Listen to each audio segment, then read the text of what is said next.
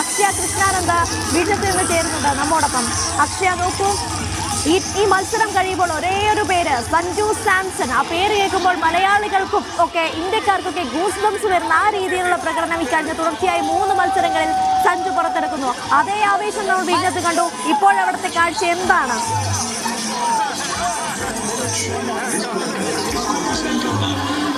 വലിയ ആവേശം തന്നെയാണ് അനീഷ, അതിലൊരു സംശയവുമില്ല. അതായത് ഓരോ പന്തിലും ഔട്ടാവുന്ന സമയത്ത് അത്രയും വലിയ സന്തോഷമാണ്. എന്താ ഞങ്ങൾ വേൾഡ് പഠിച്ചു ചേച്ചി അറിഞ്ഞില്ല, ഞങ്ങൾ വേൾഡ് പഠിച്ചു. ഞാൻ സഞ്ജു സാംസൺ കുടുംബക്കാരാണ്, ഞങ്ങൾ വേൾഡ് പഠിച്ചു. അതെ, ഭയങ്കര സന്തോഷമാണ്, എല്ലാവർക്കും ഭയങ്കര സന്തോഷമാണ്. എല്ലാവരും ആ നിർണായകമായിട്ടുള്ള നിമിഷത്തിന് കാത്തിരിക്കുന്ന ഒരു കാഴ്ചയാണ് ഇവിടെ നമുക്ക് കാണാനാവുക അനീഷ. അതായത് ഇനി ഒരൊറ്റ കേവലം ഒരു വിക്കറ്റ് മാത്രം, അതല്ലാന്നുണ്ടെങ്കിൽ വെറും വളരെ കുറച്ച് പന്തുകൾ മാത്രമാണ് ഇനി അവശേഷിക്കുന്നത്. ഇന്ത്യ മൂന്നാമതും ലോകകപ്പിൽ മുത്തമിടുന്നത് കാത്ത് ആ ഒരു പ്രതീക്ഷയോടുകൂടി സഞ്ജു സാംസൺ എന്ന പേരിലെ ആ പേര് അടിവരയിട്ടുകൊണ്ട് ആ ഒരു പ്രതീക്ഷയിൽ വിഴിഞ്ഞെത്തുകാർ അങ്ങനെ നിൽക്കുകയാണ്. ബുംറയുടെ പന്തിലാണ് ഇതുവരെ ഈ ഒരു നിർണായകമായിട്ടുള്ള അവസാന ഓവറുകളിൽ ബുംറയുടെ പന്തിലാണ് എല്ലാം വിക്കറ്റുകൾ വീഴുന്നത്. അതുകൊണ്ട് തന്നെ ബുംറയുടെ പന്തില് ഒരു വിക്കറ്റ് കൂടെ വീഴാനായിട്ട് കാത്തിരിക്കുകയാണ് വിഴിഞ്ഞത്തെ ഓരോ ആൾക്കാരും. അവരത്രയും സന്തോഷത്തിലാണ്. അതായത് ആ കപ്പ് അവർ ഉറപ്പിച്ചു കഴിഞ്ഞു. ചേട്ടാ, എന്താ പറയാനുള്ളത്? ഇത് പറയുന്നുണ്ട്, വാക്കുകളില്ല.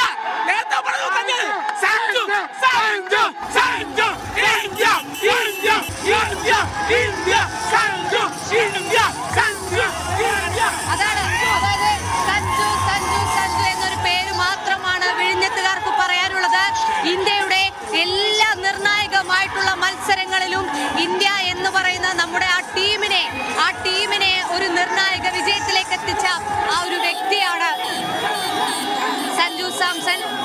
അത്തരത്തിൽ സഞ്ജു സാംസൺ കളിച്ചു വളർന്ന ആ മൈതാനമുള്ള ആ നാട്ടുകാർക്ക് അത് അതിവൈകാരികമായിട്ടുള്ളൊരു നിമിഷം തന്നെയാണ്. ഒരു തരത്തിലും ഉയരാനാവില്ല എന്ന് പറഞ്ഞ് തളച്ചിട്ടിടത്തു നിന്നാണ് സഞ്ജു സാംസൺ പിന്നീട് കയറി വന്നത് എന്നുള്ളതാണ് നിർണായകമായിട്ടുള്ള മറ്റൊരു കാര്യം. അതായത് 87ഉം 93ഉം റൺസ് എടുത്തു.